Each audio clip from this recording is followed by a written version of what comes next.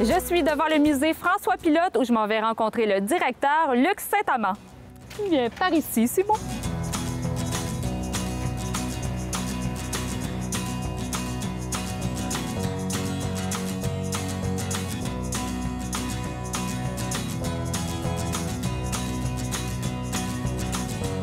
Bonjour, M. Saint-Amand. Bonjour. Merci de m'accueillir ici au musée François Pilote. Bien, merci d'être venu. Ça fait plaisir. Qu'est-ce qui se passe ici au musée François Pilote? Qu'est-ce qu'on retrouve comme exposition? Le musée présente plusieurs expositions, surtout des expositions permanentes, qui sont en lien avec soit la paroisse rurale d'autrefois, mais beaucoup, on se dirige de plus en plus vers notre nouvelle orientation, soit l'agriculture, l'alimentation. Donc, on a entre autres un espace qui relate un peu l'histoire de l'enseignement agricole. On a une exposition sur le travail aratoire, donc les outils qu'on utilisait, charrues, faux ou autres, javeliers, et ainsi de suite. On a également une exposition sur le travail du textile par les femmes, parce que les textiles, il faut se rappeler que ça vient de quelque part. C'est pas du textile, du tissu synthétique qu'on utilisait à l'époque. Donc, ça peut être la laine des moutons, ça peut être le lin, la paille pour les chapeaux de paille, des choses comme ça, là. Donc, c'est un peu tout ça. Et de plus en plus, on se dirige vers des expositions thématiques où la thématique va être reliée soit à l'agriculture, soit à l'alimentation. Donc, avec un angle bien précis qui, parfois, va sortir un peu des sentiers battus ou de ce que les gens vont s'attendre lorsqu'on parle d'un musée de l'agriculture. Bien, justement, on va venir à cette exposition qui sort vraiment des sentiers battus. Une exposition qui est en lien avec les contes, une inspiration d'un concept européen. Oui, mais en fait, l'exposition de bouche à oreille, des histoires à dévorer, a été présentée à l'été 2014 au manoir de Kerno, en Bretagne. On a repris les contes qui étaient présentés, les textes aussi, qu'on a raccourci un peu, mais l'essence est encore là.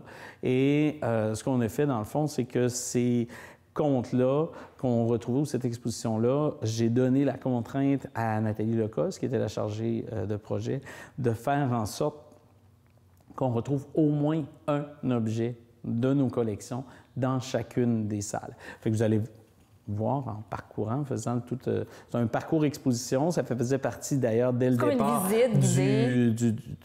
du concept de l'exposition. En fait, les gens vont avoir un beau panier comme celui-ci.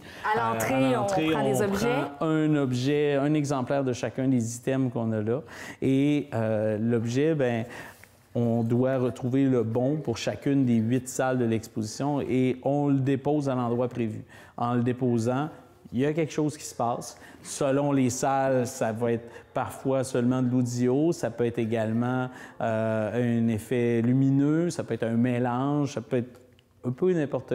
Ben, pas n'importe quoi, mais c'est quelque chose qui est en lien là, avec la présentation. C'est très diversifié. Chaque salle est très différente l'une de l'autre. Oui, et même les contes qui sont présentés sont évidemment différents, mais tout est en lien avec l'alimentation. Il y a même des endroits pour s'amuser. Au milieu du parcours, il y a une salle de pause où les gens peuvent s'asseoir, écouter des contes, parce que dans l'exposition, c'est des extraits qu'on entend.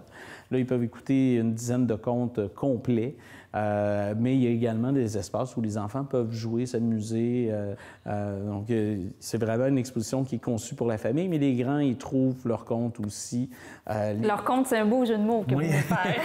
C'était même pas voulu, mais il y a vraiment les textes, entre autres, qui permettent de comprendre un peu davantage où on veut en venir, pourquoi, par exemple, le petit chaperon rouge, c'est pas juste le fait de manger dont on parle, mais c'est aussi le fait de pouvoir, la peur d'être mangé. Vous avez travaillé très fort pour cette exposition, donc elle va quand même perdurer dans le temps? Oui, elle est présentée jusqu'en janvier 2017. Merci beaucoup, M. Saint-Amand. Si vous me permettez, j'aimerais vraiment ça aller voir la petite visite de l'exposition.